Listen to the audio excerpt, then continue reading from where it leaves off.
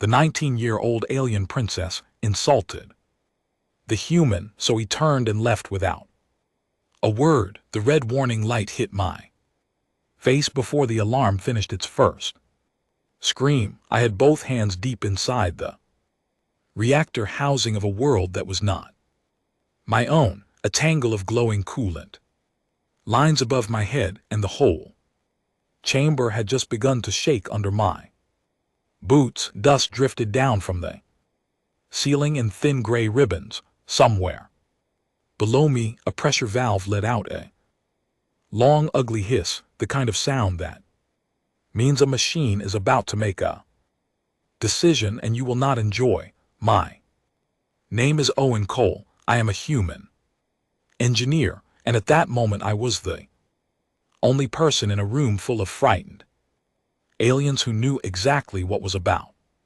to go wrong. Step back from the core, I said, keeping my voice flat and even. All of you back to the wall now. The veiled technicians around me did not move. They stared at me with their wide silver eyes, tall and elegant and utterly useless in a crisis. They were good engineers in the way that a calm river is good water. They had never once been forced to think fast. Their civilization had been running on the same designs for thousands of years, and in all that time, the machines had never truly threatened to fail until now. Until I arrived to find that the great power core of their capital world was rotting from the inside, and nobody had wanted to admit it. The floor lurched. Again, a panel near my shoulder flickered, showing numbers I did not. Like I said, step back, I repeated. And this time, I let a little iron into the words that broke the spell. The technicians scrambled backward, their long limbs folding awkwardly as they pressed themselves against the far wall. I turned my full attention to the open housing. The coolant pressure was climbing toward a line it should never cross. If it crossed that line, the whole feeder system would seize, and the seizure would ripple outward into the main core, and a city of 40 million souls above our heads would go dark and cold in the time it takes to draw 3 breaths. I reached past a bundle of cables I did not recognize, found the manual bypass lever I had memorized from the schematics that morning, and hauled it down with everything my arms had. Metal groaned. The hiss climbed to a shriek. For one terrible second, the pressure gauge kept rising, and I thought I had read it wrong, that I was about to be very embarrassed and also very dead. Then the needle stopped. It trembled at the edge of the red zone, and slowly, grudgingly, it began to fall. The shaking eased. The hiss died down to a whisper. The red warning light blinked twice and turned a soft, apologetic blue. I stood there a moment longer, breathing hard, my heart slamming against my ribs. Then I wiped my palms on my coveralls and turned around to face the technicians. They were staring at me as if I had pulled the sun out of the sky with my bare hands. That bought us maybe 40 hours, I told them, maybe less. The core is failing, and what I just did was put a bandage on a wound that needs surgery. Do you understand me? This world is dying, and someone has been lying to your court about it for a very long time. None of them answered. They did not dare. Let me back up and explain how a man from Earth ended up saving an alien city. Before breakfast, humanity had been part of the wider galaxy for only 11 years. To the ancient powers out among the stars, 11 years was nothing. We were the new arrivals, the small and short-lived creatures from a blue water world that nobody had bothered to notice until we noticed them first. The older species did not fear us. They did not respect us, Mostly they found us useful, in the way you might find a clever tool. Useful without ever thinking of it as a partner. We did not have great fleets. We did not have weapons that could frighten anyone. What we had were people. We had engineers and doctors and builders and pilots who could look at a problem nobody else could solve and simply solve it, often by doing something so reckless and so direct that the older species would never have dreamed of trying it. The galaxy called us the help. They paid us in trade goods and technology, and they let us live on the edges of their grand civilization. And they were quietly certain that we would always know our place. I had spent 6 years learning their machines. I was, on paper, the best human reactor engineer alive, which is a strange thing to be best at, because it mostly means you are the person they call when something is about to explode and everyone else has given up. So when the Vale Empire sent a request to Earth for our finest engineer, I was the one they put on the ship. The Vale were old, older than old. Their empire had been shining across this corner of the galaxy when humans were still chipping stones into spear points. Their capital world was a single, endless city of silver towers and floating gardens, and the whole impossible thing was kept alive by the great core buried at its heart, the very machine I had just spent the morning fighting. I had arrived expecting a routine repair, a tune-up maybe on a system that the Vale themselves admitted they no longer fully understood. Instead, I had found a catastrophe. Wearing a polite mask, the core was decades past the point where any sane civilization would have rebuilt it. The court had been told that small adjustments would be enough. Whoever told them that had either been a fool or a coward, and either way, the result was the same. 40 million people were sitting on top of a slow disaster, and they had no idea. A chime sounded from the chamber doors. They slid open and a figure swept in, surrounded by attendants. She was young even for her species. You could see the youth in the way she carried herself, all sharp confidence and no caution. Her skin had the faint pearl shimmer that marked the royal bloodline, and her robes were the deep blue of the imperial house, threaded with silver that caught the light when she moved. She could not have been more than 19 of her people's years, which lined up close enough to 19 of ours. And she looked at the open reactor, and at the still trembling technicians, and at me standing there sweating in my plain gray coveralls with an expression of pure unbothered distaste. This is the human, she said. It was not a question, it was the tone a person uses when they find something unpleasant stuck to the bottom of their shoe. One of her attendants leaned close and murmured something. Her silver eyes narrowed. It stopped the noise, she said, gesturing at the now quiet core.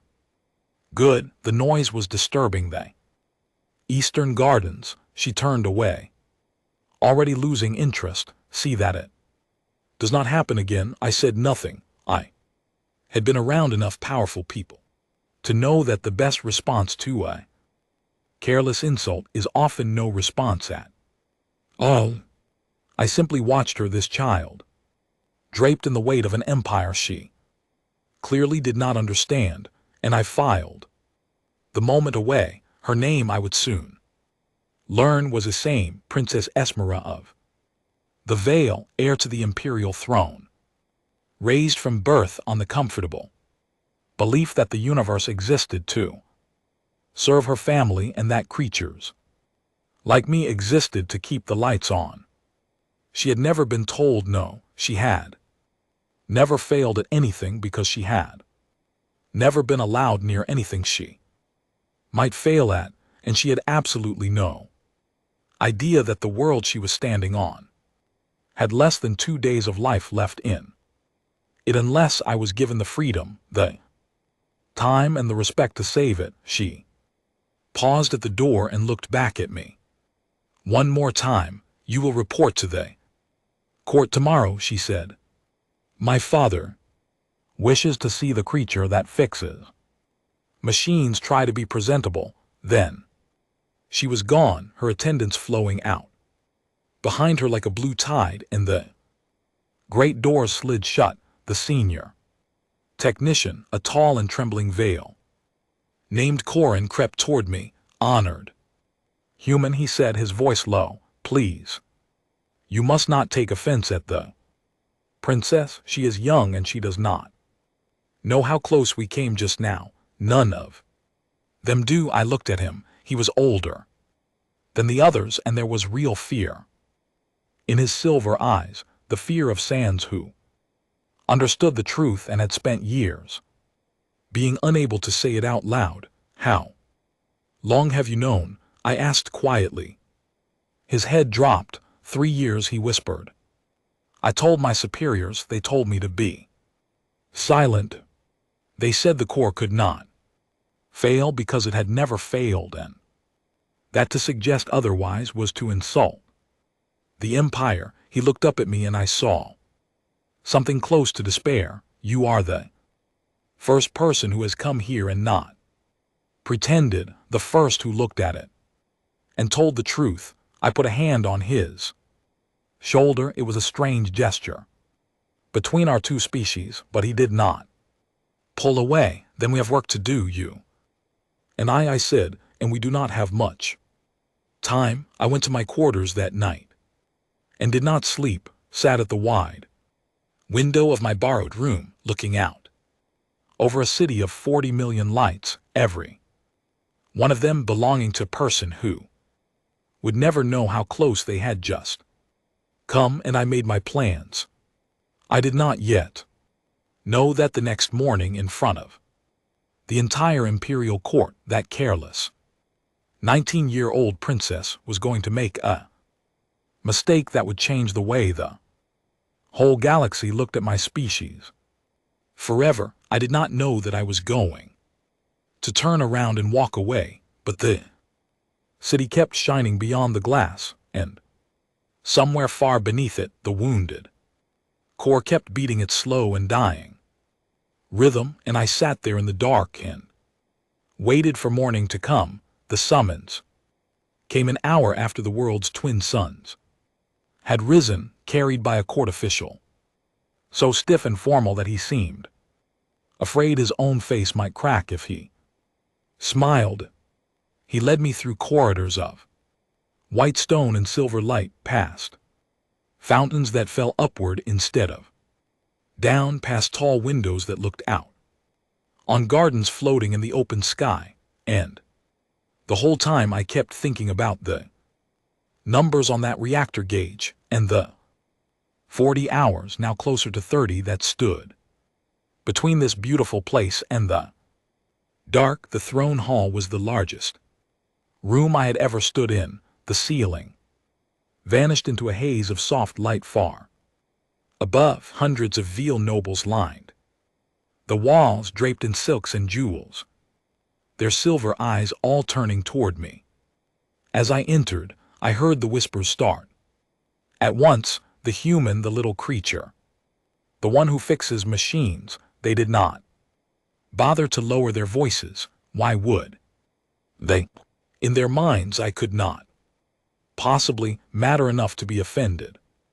At the far end of the hall, on a throne carved from a single block of pale blue crystal, sat the emperor. Tall veil was ancient even by the standards of his ancient people, his skin gone the color of old ivory, his eyes half closed as if the simple act of ruling had long ago become a kind of sleep. And at his right hand, standing tall and bright and certain, was Princess Ismra. I walked the long path between the rows of nobles. I did not hurry, I did not bow. My head, I had been told before I came, that the Veil expected lesser species to enter the imperial presence on their knees, crawling the final stretch as a sign of respect. A human diplomat named Claire Bennett, who had spent 2 years among these people, had warned me about it on the ship. They will want you to gravel, she had told me, do what you can. Stomach Owen, but remember what you represent. You are not just one man in that room, you are the first impression a great many people will ever have of all of us. So I walked upright, steady, and I felt the temperature of the room drop with every step, felt the whispers turn cold and sharp, felt the offense ripple through the crowd as if the human refused to crawl. I stopped a respectful distance from the throne and gave a single measured nod, the kind of nod one professional gives another. It was respect, but it was the respect of an equal, not the surrender of a servant. The Emperor and LT Hunk and GT eyes opened a fraction. He studied me for a long, silent moment. You are the engineer, he said at last, his voice like wind through a dry canyon. You stopped the disturbance in the lower chamber. Yesterday, I stopped a reactor failure. That would have ended your city, I said. I kept my voice respectful but clear, and I made sure it carried to the back of the hall. Your Majesty, your power core is failing, not in years, in days.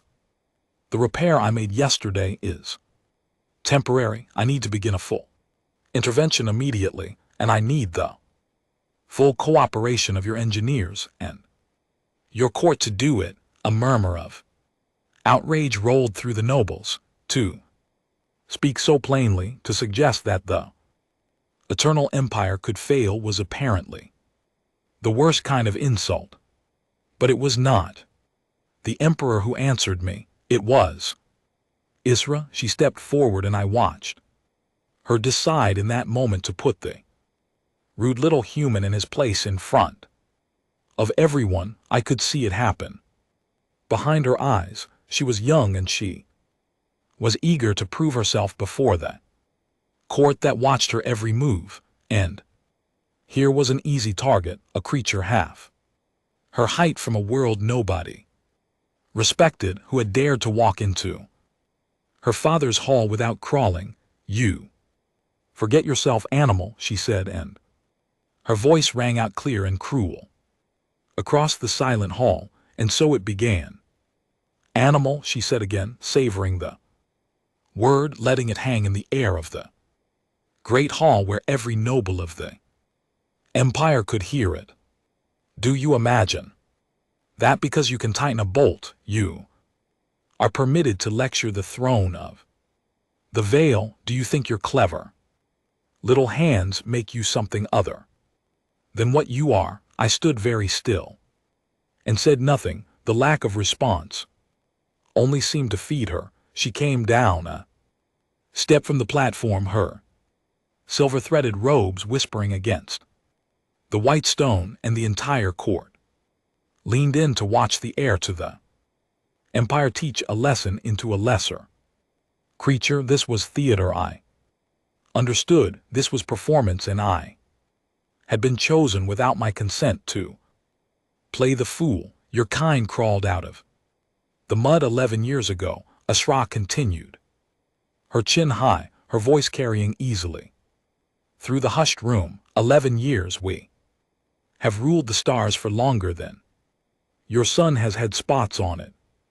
And you stand in my father's hall upright, as though you were our equal, as though the work of your hands were a gift and not a duty. She let out a soft, cold laugh, and the nobles laughed with her, a glittering ripple of cruelty rolling along the walls. You are a trained animal, human, a useful beast, nothing more. We feed you and you fix our machines, and you should be grateful for the privilege of serving a civilization as great as ours. Somewhere behind me, I heard a soft sound of distress. It was Corin, the old technician, who had been allowed into the back of the hall and who knew, as I knew, exactly what was hanging over all their heads. He understood the princess did not. I still said nothing, but I was listening and I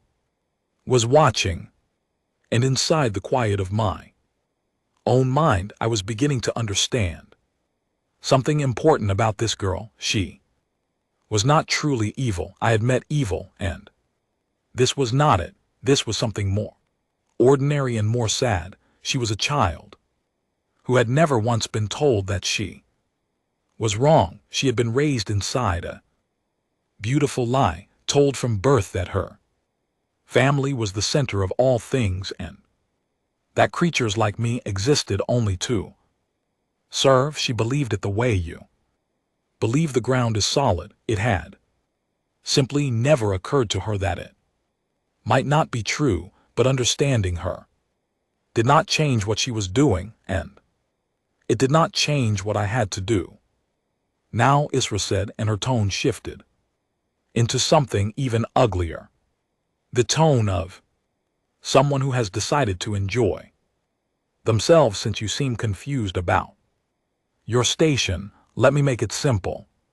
You will kneel, you will press your forehead to the floor of this hall, as is proper for a servant in the imperial presence, and you will beg, in words the court can hear, for the honor of being permitted to serve the empire that was kind enough to lift your muddy little species out of the dark. She smiled, and it was a beautiful, terrible beg me.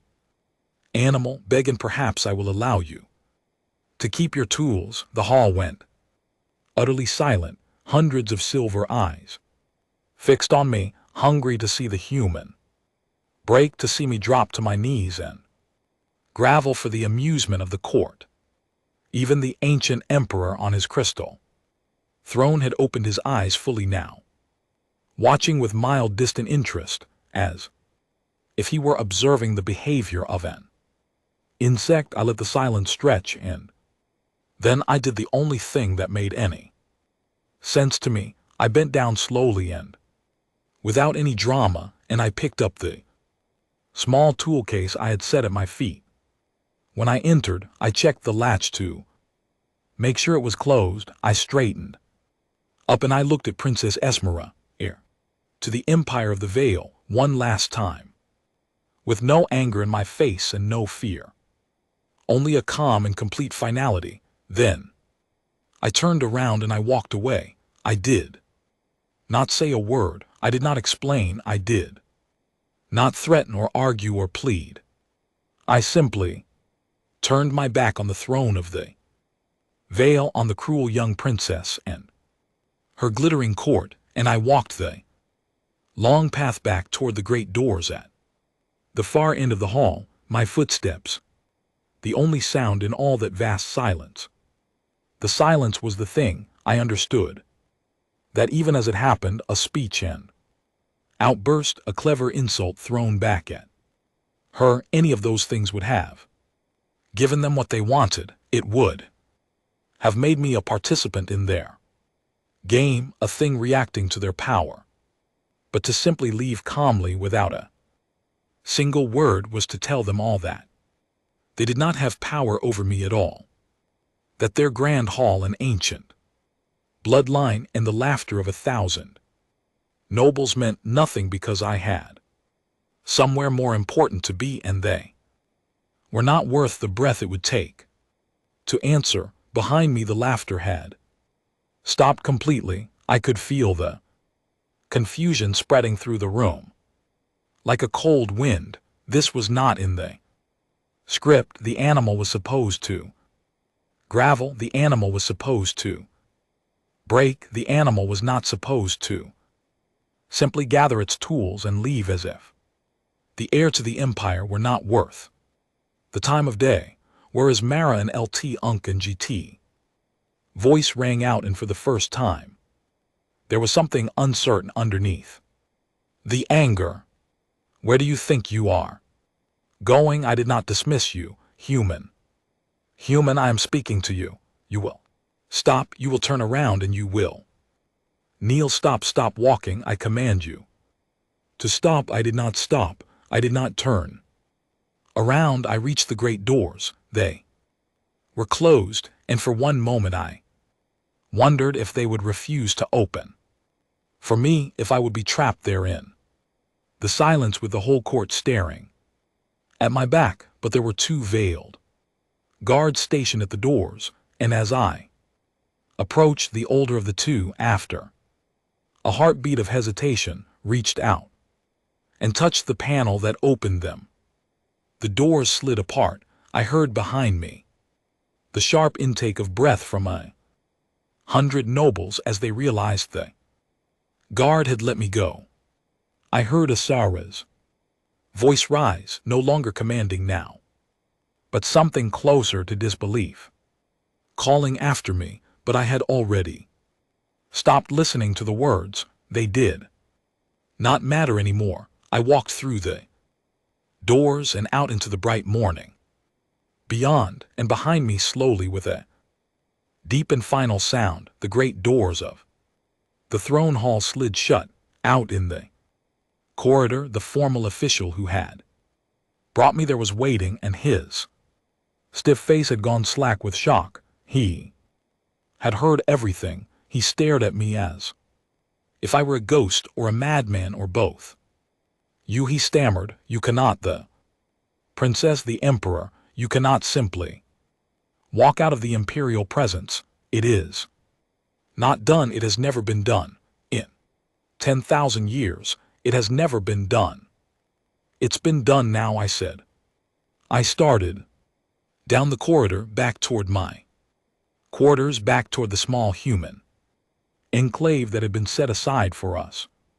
At the edge of the palace district, my heart was beating fast, but my hands were steady. I had just done something that I knew even in that moment was either going to be the smartest decision of my life or the last one, because here was the truth that the princess did not understand, the truth that her ancient and arrogant empire had forgotten.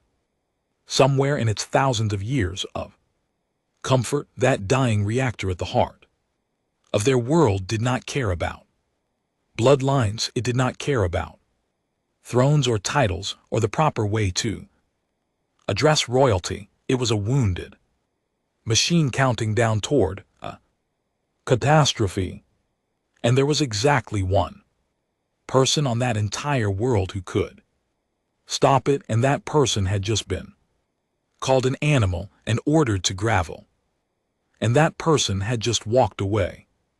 Claire Bennett, the diplomat, was waiting for me when I reached the human enclave.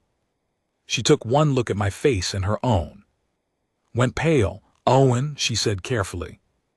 What happened in there? I set down my tool case. The princess asked me to beg, I said, in front of the whole court. She called me an animal and ordered me to crawl. Claire closed her eyes for a moment. And what did you do? I picked up my tools, I said, and I left. Without a word, she was quiet for a long moment. When she opened her eyes again, there was something complicated in them. Fear and pride mixed together. Do you understand what you just did? She asked softly. Do you understand what's going to happen now? I understand exactly what I did. I told her. I refused to be there. Animal, and as for what happens now, that depends entirely on how badly they need their world to keep breathing. I looked out the window toward the silver towers and the floating gardens and the 40 million people who had no idea. Because that core is still dying, Claire. And the only person who can save it just walked out of their throne hall. So now we wait and we find out what they value more, their pride or their lives. The first thing that happened was nothing. And that nothing was the most powerful thing of all. I expected guards. I expected to be dragged back, perhaps in chains, hauled before the emperor to Answer for my unforgivable rudeness. That was how the older species dealt with creatures who forgot their place. So I sat in the human enclave, and I waited for the doors to burst open, and I prepared myself calmly for whatever was coming, but no one came. An hour passed, then two, then the whole long afternoon. The twin suns crossed the sky and began to sink toward the silver horizon, and still no one came for me. And in the quiet of that waiting, I understood why they were confused. The entire imperial court, 10,000 years of certainty and tradition, had no idea what to do. Their rules covered every possible situation except this one. Lesser creature had defied the throne, and the proper response was to punish it, but the lesser creature was also the only thing standing between their world and total darkness, and so to punish it, to harm it, to so much as raise a voice against it, was to risk killing 40 million people. They were caught between their pride and their survival, and they had frozen completely like a machine, given two commands that cancel each other out. So I made my decision. If they would not come to me, I would not go to them. I would not crawl back to apologize. I had done nothing wrong. I had told the truth, refused to be insulted, and walked away with my dignity intact. The next move was theirs. I sent one message through Claire Bennett to the Imperial Court. It was short and it was professional. It said that the human engineering team stood ready to begin the full repair of the core the moment we were formally requested to do so as equals and as guests, with the cooperation and respect owed to those entrusted with saving a world. It did not mention the insult. It did not demand an apology. It simply laid out the terms of professional work, the way I would have laid them out for anyone anywhere, and then I waited some more. That night the world reminded everyone of what was truly at stake. It started just after the second moon rose. The lights of the great city flickered, all of them at once, a stutter in the endless glow that had not changed in 1,000 years. From the window of the enclave I watched it happen, watched the silver towers blink like frightened eyes, and I felt my stomach tighten, because I knew exactly what it meant. The core was slipping. The temporary repair I had made was already beginning to fail faster than I had hoped, and the wounded machine at the heart of the world was sliding toward the edge. The light steadied after a few seconds, but I had seen the truth in that flicker, and so I suspected had a great many other people. Corin, the old technician, reached me through a side channel just before dawn. His voice was thin with exhaustion and fear. "Honored Owen," he said, "the core, it flickered tonight. The whole city saw it. The court is in chaos. They sent our own engineers down to stabilize it, and they tried. They did everything they knew how to do, but it is not enough. They do not understand the damage the way you do. They patched it barely, but the next failure will be worse, and the one after that worse still." He paused, and I heard him swallow. "They're frightened now, all of them. The Emperor has not slept, and the princess," he hesitated, "the princess sits in the lower observation chamber and looks at the core through window and says nothing to anyone." "Good," I said quietly, "let them be frightened. Fear is the beginning of wisdom. You must come back." Corin pleaded, "Please, the world is dying. Whatever pride is between you and the court, the people, the 40 million, they did nothing to you. They do not deserve to die for the princess's cruelty." It was the right argument. It was the only argument that could have moved me. And I think Corin knew it. Because he was right, the people of the city had not insulted me. They were sleeping in their beds, going about their lives, raising their children, completely unaware that their world was failing beneath them. My quarrel was with the court, not with them. I will come back, I told him, but not to crawl. I will come back to work as an equal. When the court asks me properly, not before, tell no one I said this. Let them arrive at the answer on their own. It will mean more if they do. I ended the call and sat in the gray light of the coming dawn, and I waited for the empire to decide what it valued more. The decision, when it came, did not come from the emperor, it came from the princess. It was the third day. The core had flickered twice more, each time longer than the last, each time sending a wave of quiet terror through the city. The court had thrown every engineer it had at the problem and accomplished nothing but to delay the inevitable by hours. And then, late on the third day, Claire Bennett came to my room with a strange expression on her face and a data crystal in her hand. A private message came through for you, she said. Not through the court, not official at all. It came through a personal channel, the kind only the royal family can use. She set the crystal down on the table in front of me. Oh, and it's from her, from the princess, and it's not a command. It's not a summons. She paused. It's a question. I looked at the crystal for a long moment, then I activated it. There was no royal seal, no formal greeting, no demand. The message was short, and it had clearly not been written by an advisor or a scribe. The words were raw and uncertain in a way I had not expected from her. You walked away. Message read: everyone walks toward me.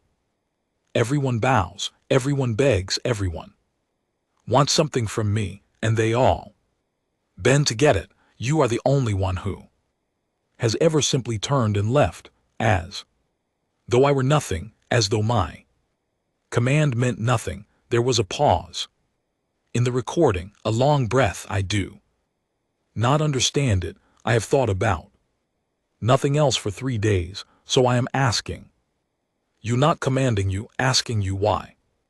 Did you not say anything? Why did you not argue or shout or beg or even hate me? Why did you only turn and leave without a single word? I need to understand, please. The message ended. I sat there in the quiet of my room, and I felt something shift, because this small and uncertain question from a frightened 19-year-old was not the act of a tyrant. It was the act of a person beginning, for the very first time, to suspect that the lie she had been raised inside might be a lie after all. It was a crack in the wall, and through that crack, just maybe, something true might be able to grow. Claire was watching me. Are you going to answer her? Yes, I said, slowly but carefully. This is the most important conversation of this whole disaster, and she doesn't even know it. Yet I thought for a long time about what to write, and then I recorded my answer and I sent it back through the same private channel, and I made it as honest as I knew how. You asked why I said nothing. I told her, I will tell you the truth since you asked for it. Honestly, I said nothing because there was nothing to say. You had already decided what I was before I ever opened my mouth. You decided I was an animal, a tool, a thing that exists to serve you. And when a person has already decided what you are, no words you say will change their mind. Words are for people who are willing to listen. You were not willing to listen, so I did not waste them. I paused, choosing the next part with great care. I did not shout because I was not afraid of you. I did not argue because I had nothing to prove to you. I did not beg because I have never begged for anything in my life, and I was not going to start in your father's hall, and I did not hate you, princess, because hate is a heavy thing to carry, and you were not worth the weight. Another pause. I turned and left because I respect myself, that is all, not because I held you in contempt, but because I refused to be made small by anyone, no matter how tall their throne. That is a human thing. Where I come from, dignity cannot be commanded, it can only be earned, and it can only be given freely. You tried to take mine, so I took it back, and I left. I sent the message before I could second guess it. The reply came faster than I expected, within the hour, and it was 3 words long. I want to understand, it said, and I knew, reading those 3 small words, that the wall had cracked a little wider, that somewhere in that beautiful, terrible palace, a young woman who had never once been told she was wrong was beginning, slowly and painfully, to learn, but the core was still dying, and whatever was happening between the princess and me, however important it might turn out to be, the clock was still running down. So I sent one more message, the practical one, the one that mattered most of all. Then let us understand each other, I wrote, but there is no time for slow lessons. Your world has hours, not days. I will tell you everything I know and everything I am, and you will tell me what I need to do my work. But first, your court must request my help properly, as an equal, as a guest, not as an animal. Make that happens, and I will save your world. Refuse, and your pride will be the most expensive thing in the history of your empire.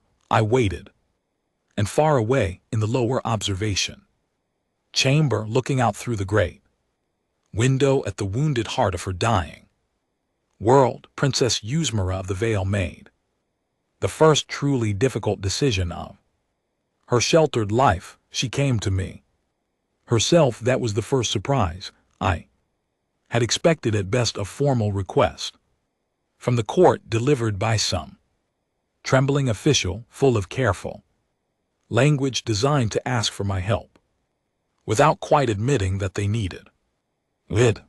Instead, late on the morning of the 4th day, the door of the human enclave opened, and Princess walked in.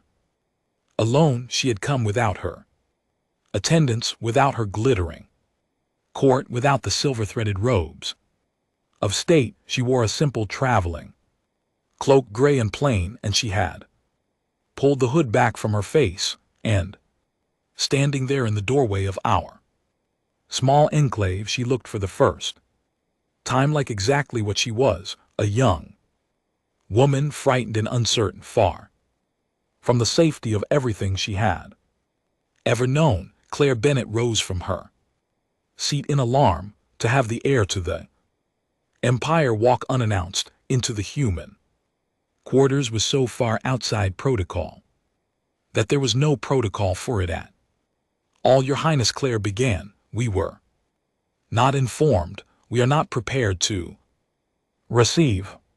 I did not come to be received. As me said, her voice was quieter than it had been in the throne hall. The cruel music had gone out of it. I came to speak with him. Her silver eyes found me where I sat at the work table, and I saw her struggle for a moment with something that did not come easily to her. Alone, if you will permit it. Claire looked at me. I nodded. She gathered her things and stepped out, but I noticed she did not go far, and I did not blame her. For a moment, the princess and I simply looked at each other across the small room. She had braced herself for something.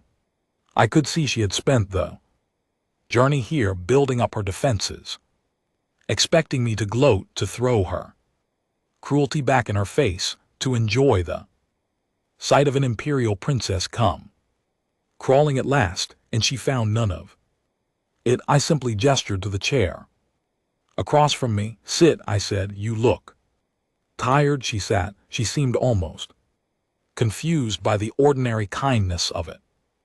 You are not what I expected, she said. At last, neither are you, I told her. 3 days ago you called me an animal in front of your whole court, and now here you are alone in the home of the people you despise, with no guards and no crown. That takes a kind of courage I did not think you had. Her chin lifted, an old habit, the reflex of a princess who has been challenged. But then slowly it lowered again, and something honest crept into her face. I have thought about your words for 3 days, she said, about dignity that cannot be commanded, about respect that must be earned and given freely. I have never heard anyone speak that way in my whole life. No one has ever spoken to me as you did. They tell me what I want to hear. They bow and they smile and they agree with everything I say, and I always believed it was because I was worthy of it, because I was a princess of the veil, and the universe was ordered correctly, with my family at the top and the lesser species below. She looked down at her hands. But you would not bow, and it has made me wonder for the first time whether they bow because I am worthy of it, or only because they are afraid. And if it is fear, then she stopped. Then I have never been respected at all, not once in my whole life. I have only been obeyed. It was, I thought, a remarkably honest thing for her to say, and a remarkably sad one. That is the beginning of wisdom, I told her gently. Most people who have power never figure that out. They go their whole lives mistaking fear for love and obedience for respect, and they die having never once been truly seen. You are 19 and you are already asking the question that is more than I expected. Then teach me, she said, and there was a fierce hunger in it. Teach me what your people know that mine have forgotten. You came from a world that crawled out of the mud 11 years ago, and yet you walked into my father's hall and you would not kneel. And 3 days later, it is the empire that has come to you. How? What do your people have that mine do not? I considered the question seriously, because it deserved a serious answer. We die, I said. She blinked. I said again, quickly, by your standards, a human life is the blink of an eye. 80 years, 90 if we are lucky. Your people live for thousands, and I think that has made you forget the value of time, the value of a single day, the value of a single choice. When you have forever, nothing matters very much, because there is always more time to fix it later. But we do not have forever. Every choice we make knowing the clock is running out. Every kindness, every act of courage, every refusal to bow, we do it knowing we will not get another chance. That is what makes us fierce. Not strength, not weapons we have. Neither. What we have is the knowledge that our time is short and precious, and so we refuse to waste a single moment of it being small or afraid or anyone's animal. I leaned forward when you called me an animal and ordered me to gravel. You were asking me to spend a piece of my short life on my knees for nothing, and I would rather die standing than live a single hour on my knees. That is the human thing, princess. That is what your people have forgotten, that a life worth living is worth more than a long one. She was very still. Her silver eyes were bright, and I realized with some surprise that she was close to tears. My father is dying, she said.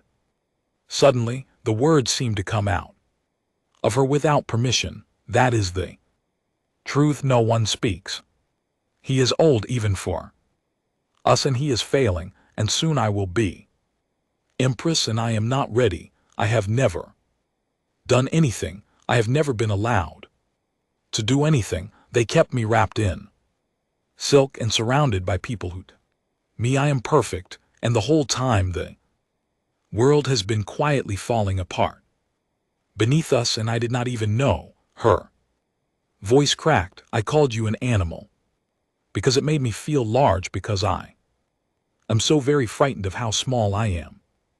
And you turned and walked away, and you showed me without saying a word exactly how small I truly am. I have hated you for it for 3 days, and I think somewhere underneath the hating I have also been grateful, because you are the only person who has ever told me the truth. And there it was, the whole of her laid bare, not a tyrant, not a monster, a frightened girl who had been failed by everyone who was supposed to prepare her, handed an empire she did not understand, and taught to fill her fear with cruelty, because cruelty was the only power she had ever been shown.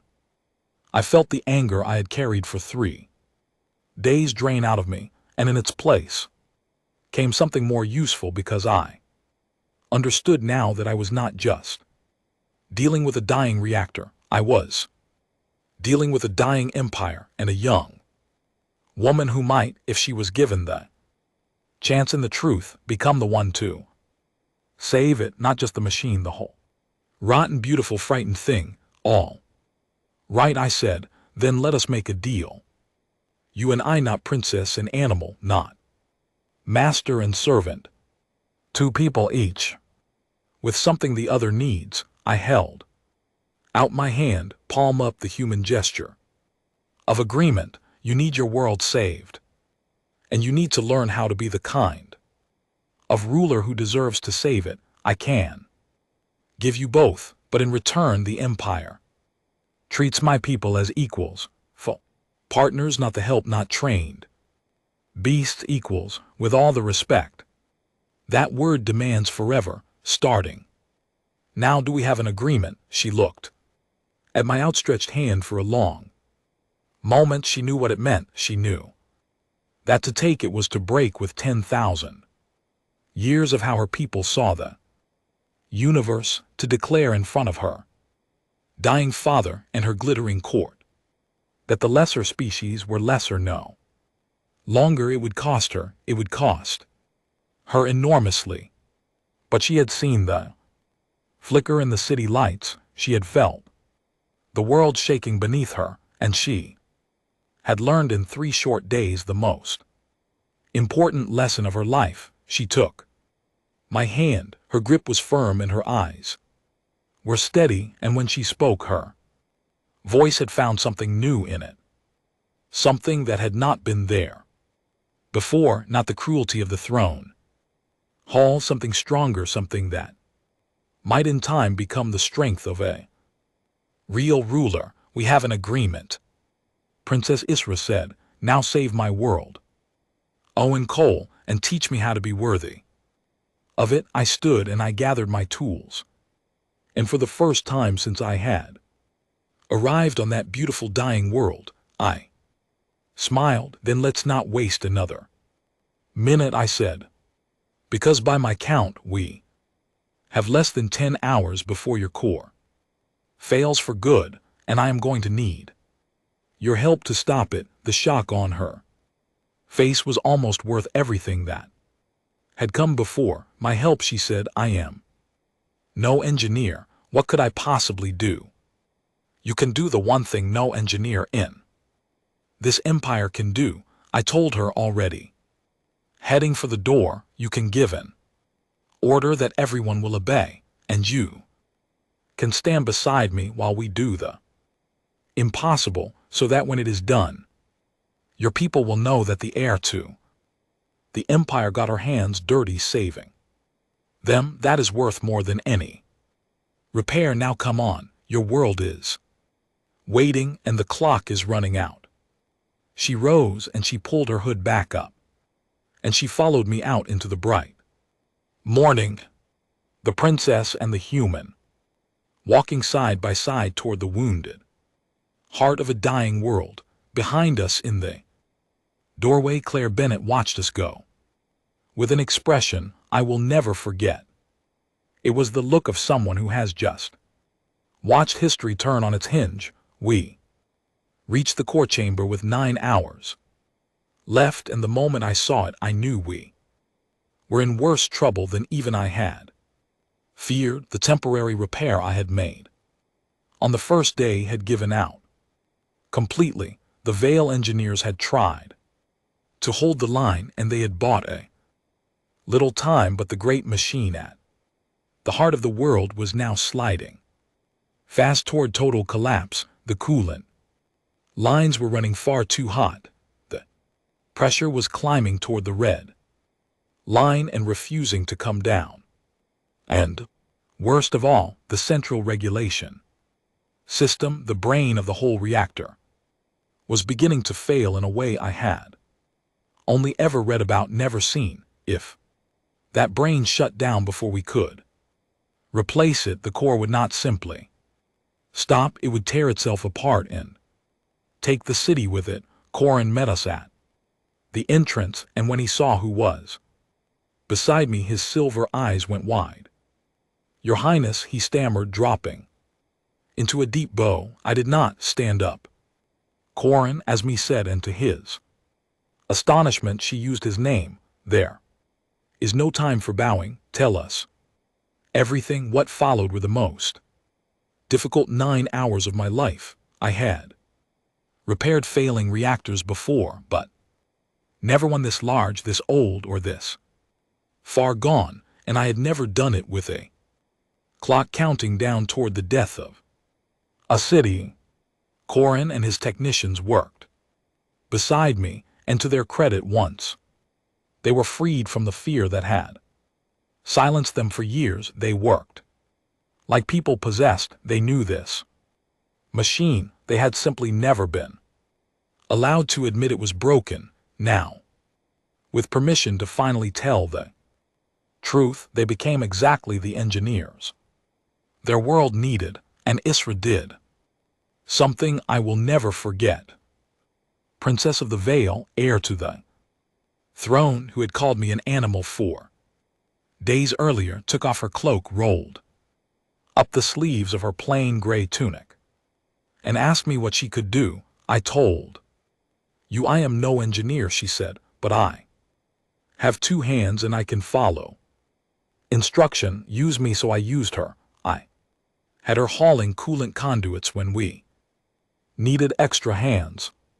I had her relaying my orders to the technicians on the far side of the chamber, her royal voice cutting through the chaos and making sure everyone moved the instant I needed them to. And as the hours passed, I watched the court nobles who had come down to observe, expecting to see the human fall silent one by one as they realized that their princess was nailing in the grease and the heat beside a creature she had once ordered to gravel, working with her own hands to save them all. The hardest moment came. With 3 hours left, the central regulation system finally failed. All at once, every screen in the chamber went dark, and the deep, steady hum of the core began to climb in pitch toward a scream. The pressure spiked. Temperature soared. We had minutes, not hours, and the brain of the machine was dead. The Vale engineers froze. Even Corin froze. This was the disaster they had feared for years, finally arriving. And there was nothing in all their thousands of years of careful tradition that told them what to do, but I had spent 6 years learning to do the thing no one else would try. "We bypass it," I shouted over the rising scream of the core. "We cut the dead brain out entirely, and we run the regulation by hand. Manual control, all of us right now." "That is impossible," one of the senior engineers cried. "No one can regulate a Core of this size by hand. Calculations, the timing, it cannot be. Done by living minds, it can be done by living minds that refuse to die. I snapped. Corin, get your best people on the coolant valves. Watch my hand. Signals, when I drop my fist, you open them all together, exactly together. You are my voice, you stand where everyone can see you, and you call the rhythm I give you. We are going to be the brain this machine no longer has. Now move, all of you move, and we did it. For the longest 40 minutes of my life, a room full of aliens and one human became the living mind of a dying machine. I read the pressure and the heat by feel, and by instinct, the way you learned to do after years of this work, and I gave the rhythm to Isra, and she called it out in a clear, strong voice that never once wavered, and Corin and his people opened and closed the great valves in perfect time, sweat pouring down their faces, hands blistering on the hot metal, never stopping, never faltering. The core screamed and fought us, twice. It surged toward collapse, and twice we caught it by a margin so thin I do not like to think about it. My arms burned. My voice went raw. Beside me, Ismara's royal robes were soaked through with sweat and streaked with grime, and she did not so much as glance at them. She had found something in herself down there in the heat and the danger, something that all the silk and ceremony of her whole life had never given her. She had found out what she was made of, and it turned out she was made of strong stuff after all. In the final minutes, as we fought to bring the new regulation system online and take the burden off our exhausted hands, the core surged one last time, the worst of all, a wave of heat and pressure that should have ended everything. I saw it coming a half second before it hit, and I knew we did not have the hands to catch it, that we were one person short, that this was the moment it all came apart. And then Esmera was beside me, throwing her weight against the manual override. I could not reach in time, her hands closing over the lever, hauling it down with a cry of effort. The surge broke against our combined strength. The pressure fell. The new system caught and held, and the deep scream of the core faded, second by second, back down into a low and steady and healthy hum. We had done it for a long moment. No one moved. We simply stood there in the sudden quiet, soaked and burned and shaking, staring at the gauges that now read safe, green, stable, alive.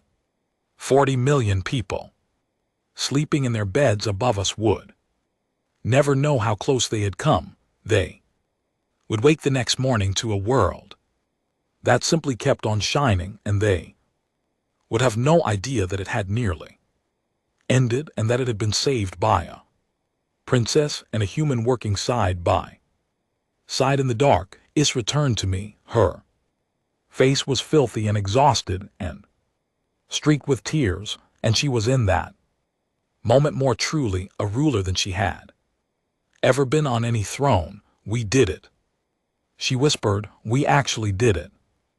You did it, I told her, and I meant it. You caught the last surge. I could not reach it. If you had hesitated even for a heartbeat, we would all be gone. You saved your world, Ismera, with your own hands.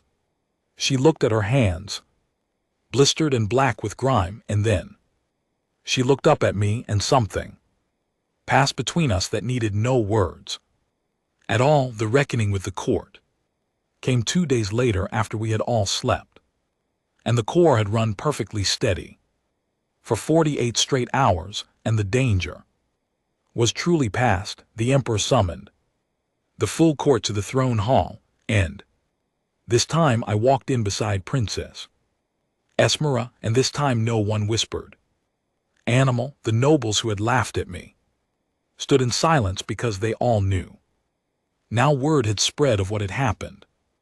In the core chamber, they knew that the human they had mocked had saved every one of their lives and that their own princess had labored beside him to do it. Tall Veil, ancient and failing, looked down from his crystal throne at the human standing in his hall, upright as ever, refusing as ever to kneel, and this time the old emperor did something no emperor of the Veil had ever done in 10,000 years. He inclined his head to me, a small bow, but a real one given freely. "Oh, and coal of earth," he said, his dry voice carrying through the silent hall, "my daughter has told me everything, how you found the rod in our world that our own pride had hidden, how you refused to be made small, and how that refusal woke us from a sleep we did not know we were in, and how you saved 40 million of my people, asking nothing for yourself but that we treat your kind as equals." He paused, and his ancient eyes moved slowly across the assembled court. "For 10,000 years we have called the younger species lesser. We were wrong. A creature is not made great by the length of its life or the age of its bloodline. It is made great by what it does with the time it has, and this human in the span of a single week has done more for this empire than most of us will do in 1,000 years. His gaze returned to me. "From this day the humans of Earth are no longer the help of the Veil. They are our partners, our equals, our friends. Let it be written, and let it be so across all the worlds we hold." A murmur ran through the court, but it was not outrage now. It was something closer to awe, and I understood that the story of this week would travel. It would spread from world to world, from species to species. The tale of the human who walked away from an empress and would not kneel, and who then turned around and saved her world. Anyway, it would change forever the way the galaxy looked at my small and short-lived and stubborn people. Isra stepped forward then, and she addressed the court in a voice that had grown in a single week from the cruel music of a spoiled child into the clear, strong tone of a true ruler. "My father has named the truth," she said, "and I will add my own. 1 week ago I stood in this hall and I called this man an animal. I ordered him to gravel for my amusement, and he turned and he walked away without a single word, and in doing so he taught me more than all my tutors taught me in 19 years. He taught me that respect cannot be commanded, only earned. He taught me that a throne is not worth anything if the people who bow to it do so only from fear, and he taught me that a short life lived with courage is worth more than a long one lived in comfort." She turned to face me, and before the entire court, the heir to the empire of the Veil bowed to a human deep and unashamed. "I was wrong, Owen Cole. I am sorry, and I am grateful. Thank you for not letting me remain the small and frightened thing I was." I returned the bow equal to equal, and the whole court watched it happen, and the whole galaxy would soon hear of it. I stayed on for another month, overseeing the full rebuild of the core and training the Veil engineers to maintain it properly. Corin became the chief engineer of the capital world, a position he held with honor for the rest of his long life, and he never again let anyone tell him to be silent about the truth. Claire Bennett negotiated the new partnership between Earth and the Veil, the first treaty in history in which an ancient power dealt with humanity as a full equal, and it became the model for many more that followed. And as me changed, her father passed away peacefully 2 months later, and she became empress. and she ruled in a way no Vale ruler ever had. She treated every species, great and small, ancient and young, with the respect she had learned in the heat of that court chamber. She got her hands dirty. She told the truth, even when it cost her, and she became, in time, the most beloved ruler in the long history of her people, the empress who woke the empire from its long and arrogant sleep. On the day I finally left to return to Earth, she came to see me off at the spaceport, no longer a frightened girl, playing at being cruel, but a young empress finding her strength. She walked with me to my ship, and at the foot of the ramp she stopped. "I will never forget what you did for me," she said. "Not for my world, for me. You could have crawled that day. It would have been easier. You could have shouted or hated me or thrown my cruelty back in my face. Instead, you simply walked away. And you gave me the one thing no one had ever given me before, the truth." She smiled, and it was a real smile now, warm and human in everything but shape. "Will I see you again, Owen Cole? The galaxy is wide, Your Majesty," I said, "and reactors are always breaking somewhere. I expect our paths will cross again." "I hope they do," she said softly. "I have a great deal more to learn, and you are the best teacher I have ever had." I climbed the ramp into my ship. At the top, I turned and looked back one last time at the young empress standing alone on the platform, at the silver towers of the city rising behind her, at the world that had so nearly died and had been given back its future. And I thought about the long road that had brought us here, from a cruel word in a throne hall to bow given freely before the whole court, and I understood something that I have carried with me ever since. I never had to win the argument. I never had to prove that I was strong or clever or worthy. I only ever had to refuse to lose myself, to stand upright when they told me to kneel, to walk away rather than become the small thing they wanted me to be.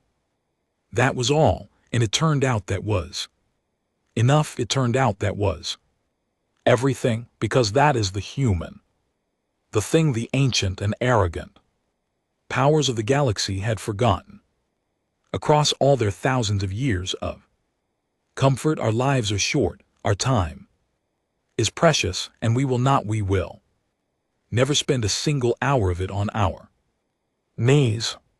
The ramp closed, the engines woke, and I rose up through the bright sky of a world I had helped to save, carrying with me the memory of a princess who had learned the hardest way of all what it truly means to be worthy of a crown. And far below, the great city kept on shining, just as it always had, just as it always would, and not one of its 40 million people would ever know how close they had come, or how a single human called an animal and ordered to gravel had simply turned and walked away and changed the shape of the galaxy forever.